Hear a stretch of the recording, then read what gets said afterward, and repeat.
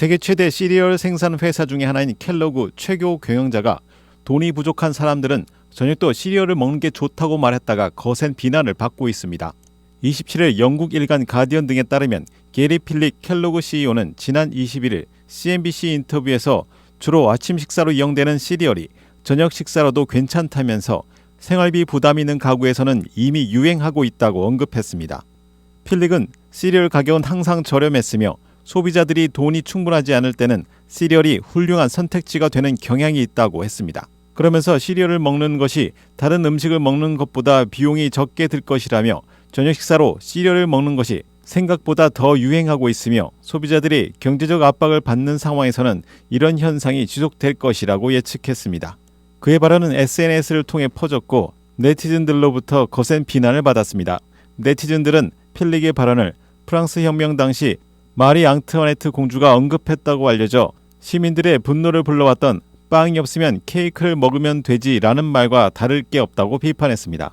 한 틱톡 이용자는 필릭이 지난해 임금 100만 달러와 성과금 400여만 달러를 받았다는 증권거래위원회 자료를 언급하며 그가 아이들에게 시리얼을 주겠냐고 되물었습니다. 일각에서는 시리얼이 저녁 식사 비용으로 저렴하지 않다고 주장했습니다. 저녁으로 3달러짜리 우유와 10달러짜리 시리얼을 먹는다고 가정했을 때 이 가격이 같은 양의 냉동식품인 라자냐와 가격이 비슷하다는 것입니다. 작가인 메리언 윌리엄스는 가난한 사람들에게 저녁으로 시리얼을 먹으라고 광고하는 것은 이들의 굶주림을 이용해 자신의 이득을 확대하겠다고 말한 것이나 다름없다고 비난했습니다. 캐롤 스트림 소재 로이드 쉐인 초등학교에 9세 아동이 장전된 권총을 들고 등교하는 바람에 27일 학교에서 큰 소동이 일었습니다. 뉴페이지 카운티 검찰에 따르면 9세 학생이 총이 있다고 말한 것을 들은 한 학생이 바로 학교에 신고해 그 아동의 백팩에서 장전된 총을 찾았다고 밝혔습니다. 학교 측은 총은 재빨리 수거했으며 아무도 다치지는 않았다고 전했습니다. 9세 아동의 모친은 중범죄자로 밝혀졌으며 법적으로 총을 소지할 수 없는 것으로 알려졌습니다. 검찰 측은 그 아동의 모친을 불법 총기 소지 및 미성년자에게 총을 유출한 경범죄 등 2가지 죄목으로 기소했습니다. 윈티비 뉴스투데이입니다. 애플은 29일 셀프 수리 프로그램을 최신 칩 M3를 탑재한 맥북 프로와 아이맥으로 확대한다고 밝혔습니다.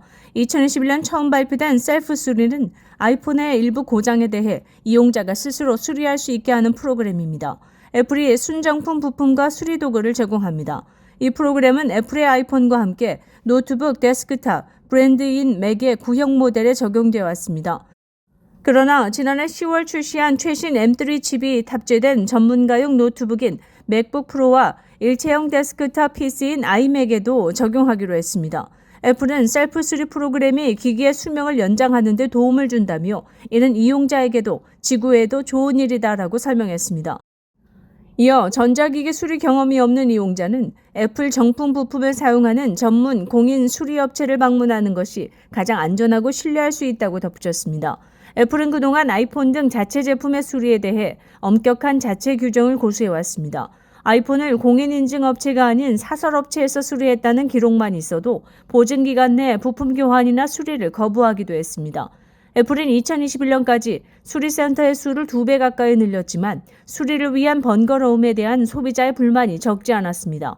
그러나 소비자들이 자신의 제품을 수리할 권리를 가져야 한다는 주장이 힘을 얻고 미 당국도 가전업체들이 수리와 관련해 소비자의 선택을 제한하는 행위를 개선할 것을 촉구하면서 2022년 4월부터 셀프 수리를 도입했습니다. 전기차 업체 테슬라가 미국 공장에서 인종차별을 방치했다는 이유로 흑인 직원 수천 명의 집단 소송에 직면하게 되었습니다. 29일 블룸버그와 로이터 통신에 따르면 캘리포니아주 고등법원 노엘 와이즈 판사는 전날 서면 명령에서 2017년 테슬라에 제기된 인종차별 소송이 당시 같은 공장에 있었던 다른 직원들에게도 공통으로 적용될 수 있다고 밝혔습니다.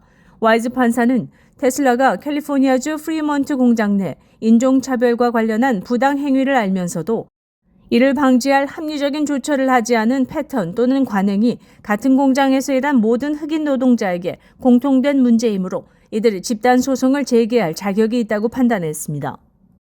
그동안 테슬라 측은 직장 내 괴롭힘을 용납하지 않는다는 입장을 견지해왔지만 회사를 상대로 소송을 제기한 흑인 노동자들은 공장에서 비방과 괴롭힘 등 다양한 인종차별 행위를 당했다고 주장했습니다. 이 소송은 테슬라 전 직원 마커스 본이 2017년 프리먼트 공장의 생산 현장이 인종차별 행위의 온상이라고 주장하며 제기한 소송입니다. 블룸버그는 집단 소송 자격이 있는 직원이 5,977명이라고 전했습니다. 로이터는 테슬라가 이들 모두에게 배상금을 지급하게 될 경우 재정적으로 큰 타격을 입을 수 있다고 전망했습니다. 법원은 테슬라에 이의를 제기할 시간을 주었으며 오는 3월 1일 이에 대한 심리를 진행할 예정입니다. 앞서 2015에서 2016년 테슬라 프리먼트 공장에서 일한 직원 오원 디아즈도 직장 동료들이 인종차별적인 언사를 남발해 관리자들에게 알렸는데도 회사 측이 아무런 조처를 하지 않았다며 2017년 소송을 제기한 바 있습니다.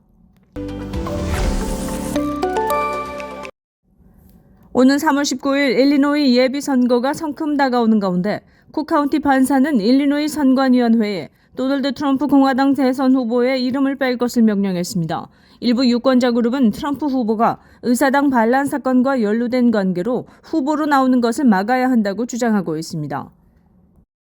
트레이시 포터 판사는 일리노이 유권자들이 트럼프를 대선 후보에서 제외해야 한다는 청원을 반대한 일리노이 선관위의 지난달 결정은 잘못된 것이라고 주장했습니다. 유권자 그룹은 지난 2021년 1월 6일 발생한 의사당 무단 침입 및 점거는 반란에 해당하므로 수정헌법 14조에 의해 트럼프 전 대통령은 후보 자격이 없다는 논리를 제시했습니다. 퇴임한 공화당 판사인 클라 에릭스는 트럼프가 1월 6일 국회의사당 공격에 대한 행동이 폭동으로 정의될 여지가 있지만 그러한 문제는 선거관리위원회의 권한을 벗어났다고 밝혔습니다. 이번 소송을 주도한 Free Speech for People 연합은 이번 포러 판사의 결정을 역사적 승리로 극찬했습니다. 시카고대 로스쿨 법대 교수인 조나단 마서는 곧 대법원이 판결을 내려야 할 것이며 쿡카운티 판사의 결정으로 후보에서 제외시키는 결정은 제로에 가깝다고 언급했습니다. 윈TV 뉴스투데이입니다.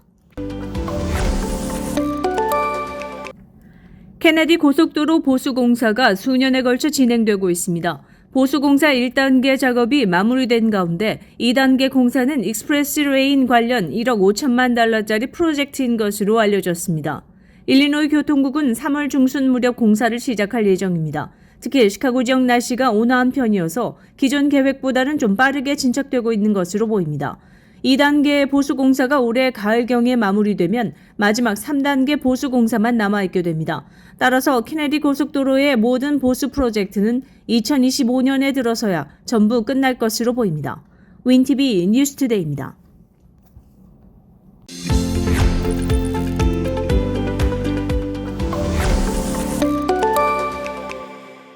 시카고 한인동포 일간지 한국일보는 전자신문으로도 배포됩니다. 시카고 한국일보 무료 신문은 가까운 한인식당이나 마켓에서 볼 수 있습니다.